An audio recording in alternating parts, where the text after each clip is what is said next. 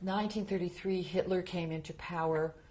You mentioned that there were Hitler youth in your school. Describe what continued to happen and how a decision was made for you to leave. Well, then more and more of the other fellows joined the Hitler Youth, but never a majority. There were always just a few, and they sort of became, I should say, swollen with their own importance.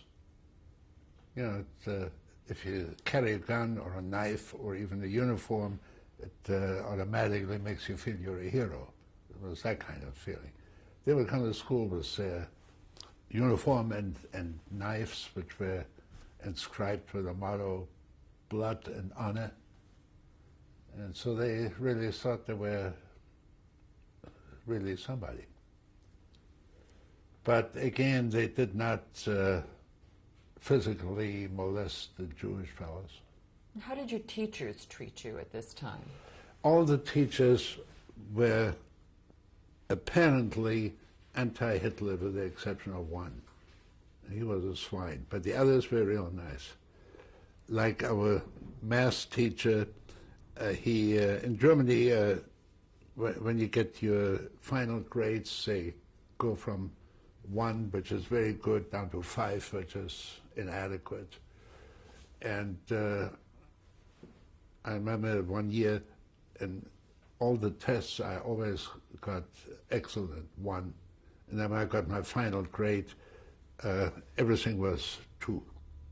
And my parents asked him, and he said, I agree with you wholeheartedly, but those are the instructions we have, that no Jews are to get a number 1 on their grades.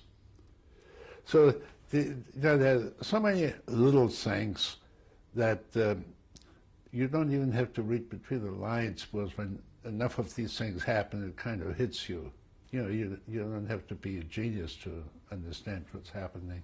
Your bar mitzvah was in 1934? 1934, right. And how was that? How was that marked in your life? Well, we didn't have a bar mitzvah party like it's customary in the United States. We had dinner at our house for about 24 relatives and friends. And a lot of relatives whom I didn't even know. There were some cousins of my mother's that lived in Berlin. They came. And it was very nice. I don't remember what they served. Was there talk of politics at that time that you recall? Probably. Was your grandmother Nussbaum still living? No. She died about half a year before my bar mitzvah. No, a year and a half before my bar mitzvah. She died in 1932, September 32. We had, at that time, the apartment that my parents found that time in 1924 was a 10-room apartment. So it was really too big for our family. They took it at the time because they couldn't find anything smaller. But then they did find something smaller. It was maybe 8 rooms. And we were moving from the 10-room apartment into the 8-room apartment. And as I told you, my grandmother was staying with us. And during the night of the move only, she went to stay at my aunt's house, which was 15 minutes walk. And my cousin, the oldest cousin, went to say goodbye to her at 8 in the morning when he went to school. And 10 minutes later, the maid brought a cup of coffee into my grandmother, and she was lying in bed dead. So she just went very fast. She was, I guess, 67. I think both my grandparents died when they were 67. Now, those days, 67 was a normal age. People live longer now, but they both died from heart attacks.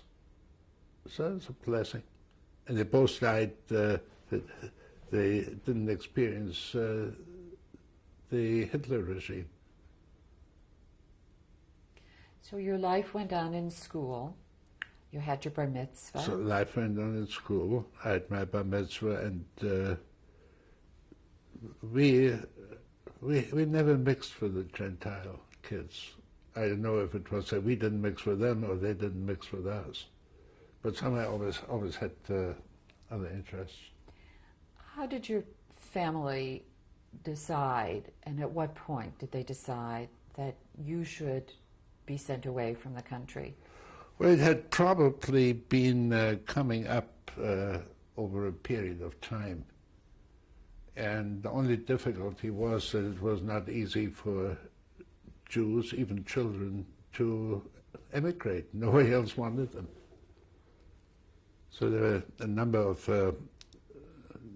my former schoolmates came to the United States, which meant they had to have relatives or friends over there who put up a bond, usually quite sizable, and hold themselves responsible for these children. And then you could make it. But we didn't, at that time, we didn't have anybody in the United States. Your father had a very thriving business you had described.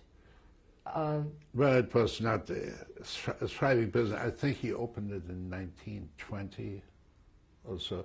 So the business was really not in existence that long. You know, you start small. It takes a while before you become big. Did he lose customers in the years? As the years went on, yes, there were more and more customers that no longer bought from Jews. I guess in some cases they were told not to, or they didn't want to. So he, at the time I left in 1936, he still had the business, but it was not a thriving business at that time. So then he had it after that, I think, for something less than 2 years longer. How do you remember your parents telling you that they had arranged for you to leave? Had been talking about it for some time. And my mother had two cousins who were also cousins to each other, besides being married to each other.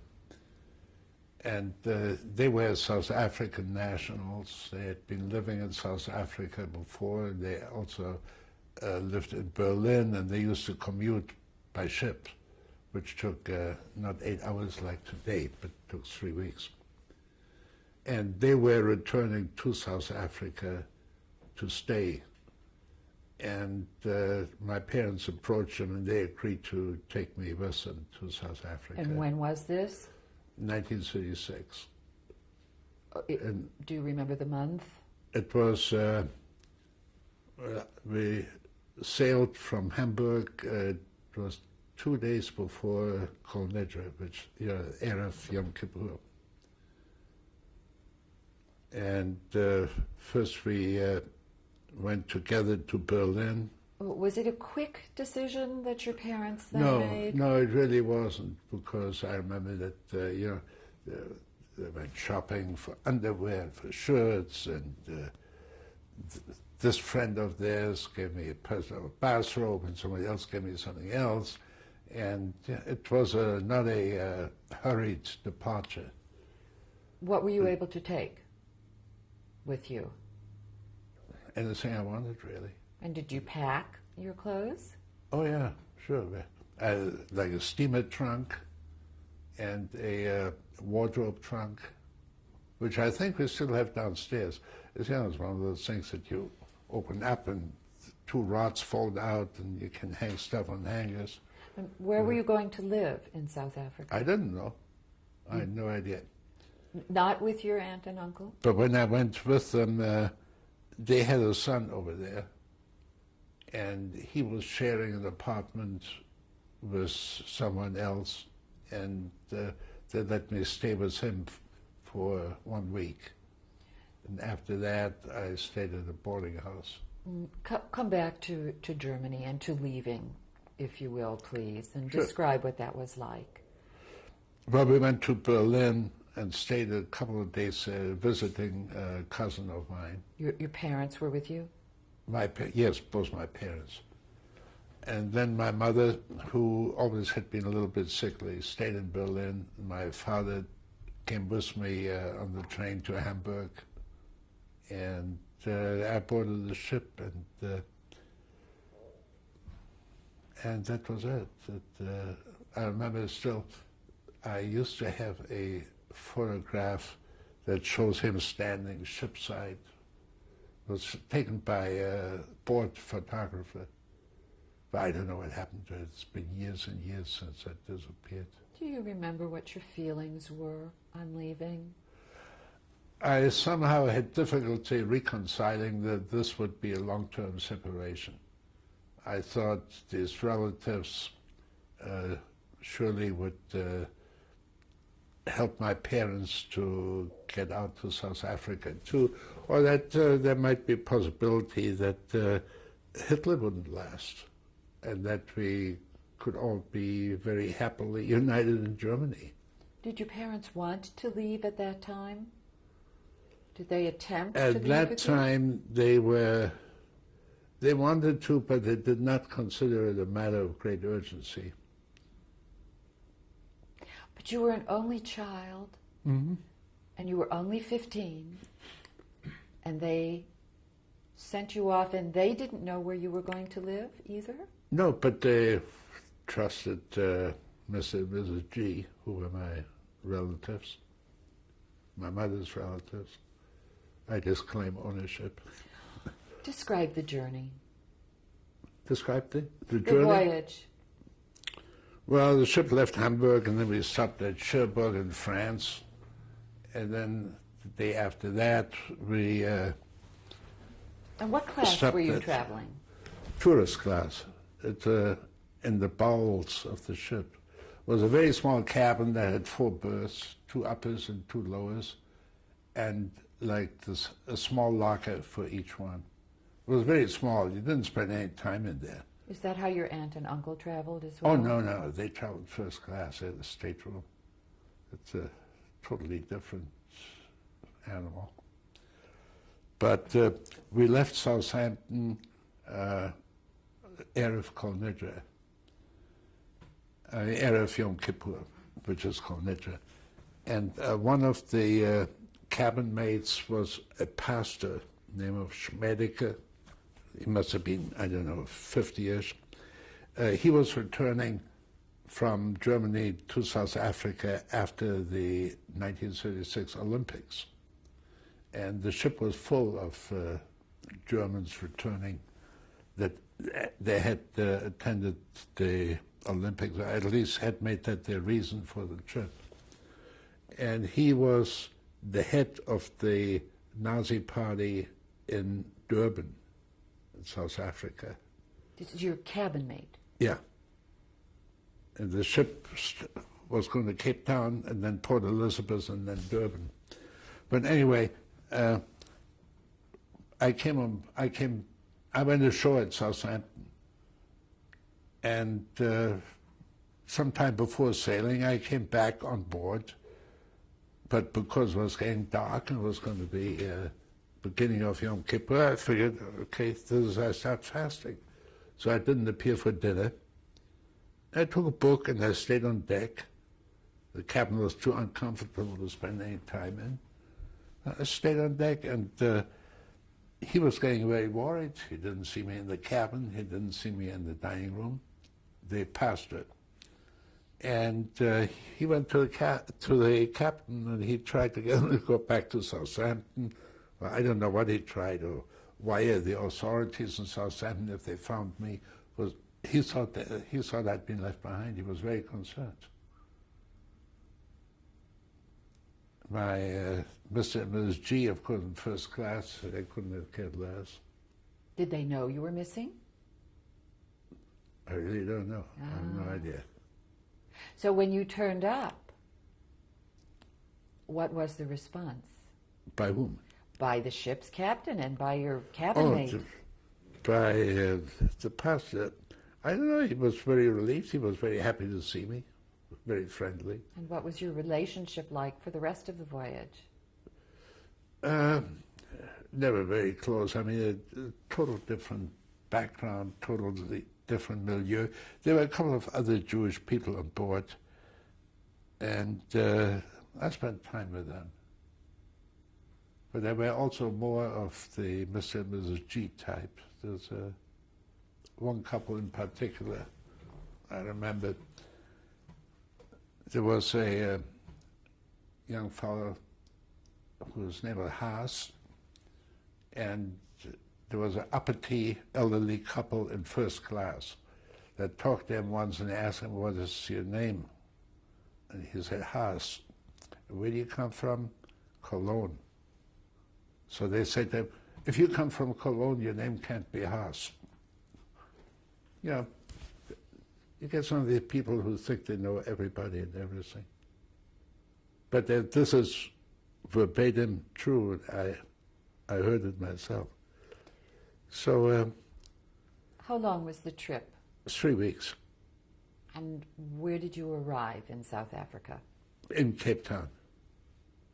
We stopped at Palma de Mallorca.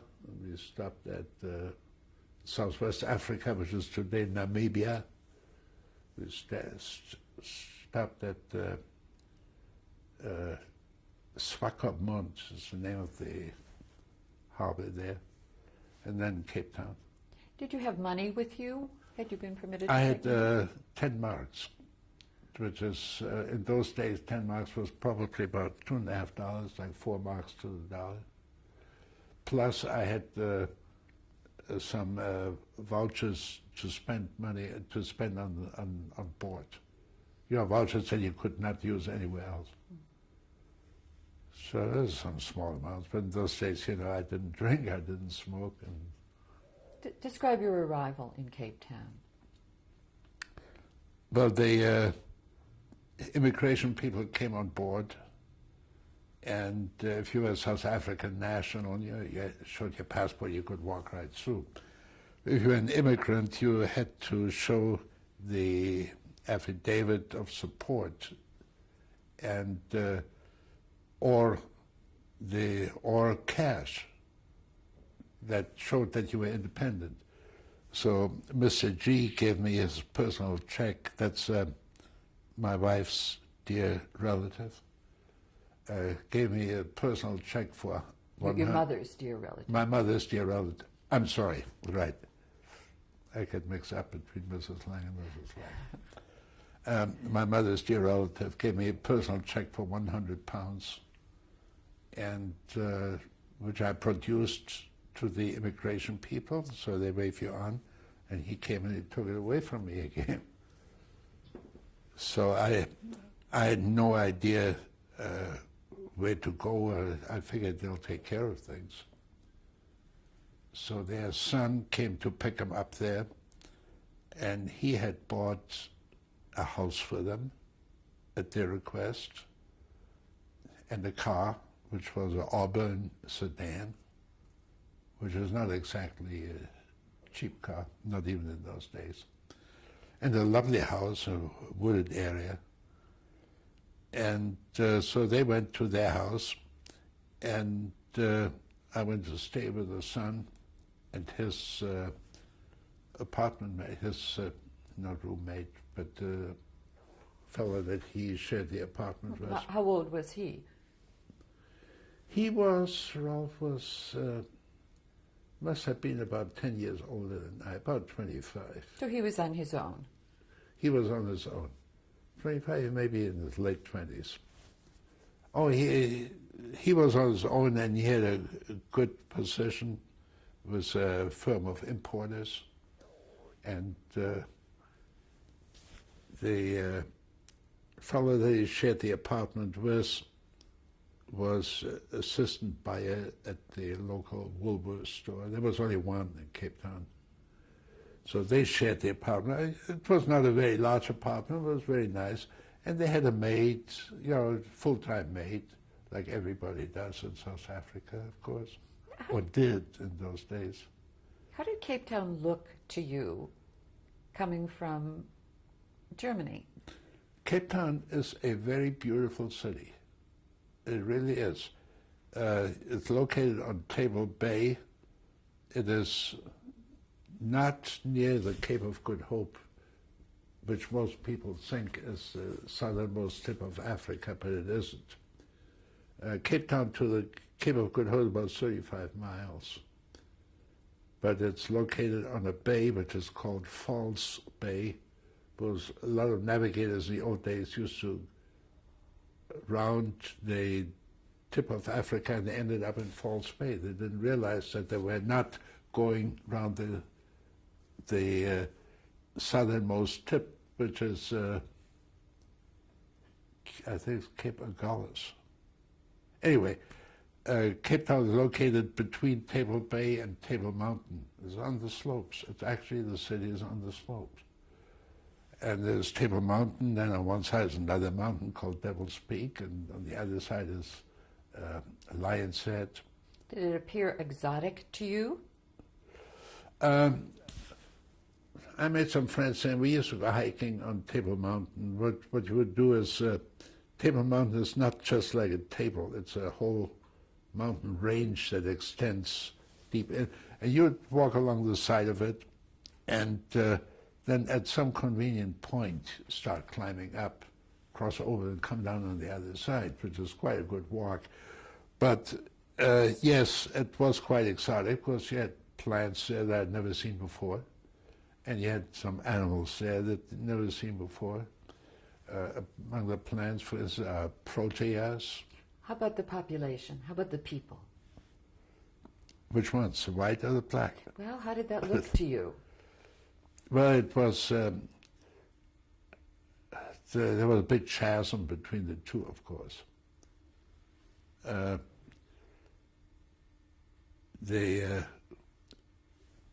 My mother's relatives, they had a cook and a houseboy, and then at a later time, I think they had a separate chauffeur, but the houseboy doubled as chauffeur. The two people had two servants and sometimes more. And the servants were lucky if they were sleep-in servants because they had a nice place to stay. But otherwise, if they had to go home and come back every day, they used to live in shanties in very poor neighborhoods. They didn't have any rights. Blacks were not allowed to drink any alcohol, any liquor, because it affects them quite adversely. But they used to drink what was called cafe beer, which was illegal, but they did anyway. But they really had no rights. They worked for absolutely a pittance. What language did you speak when you arrived Well, in Cape Town? Cape Town was predominantly English, but also there was a lot of Afrikaans, which is a mongrelized version of Dutch. And it was pretty much bilingual there. But did you speak English at the time? I spoke English, which I'd learned English in Germany from private tutors for about close to a year, I guess. So that was enough to get around. And then, of course, when you're in English surroundings, you pick it up pretty fast. So did you go to school in South Africa? No, no such luck. I started working a week after I got there. They found me a job as a stock clerk or stock man. Not a stock boy. That would mean I was black. Boy was black. In a soft textile and wholesale place. They had some clothing too. When was it that your birth name changed? I never changed it officially by registering it, but when I joined the army, I just put on the English version of my name and stayed that way. My discharge papers have that on, and when I got a South African passport, that also had the English name, anglicized version of the name. So you worked and you had to support yourself? I had to support myself.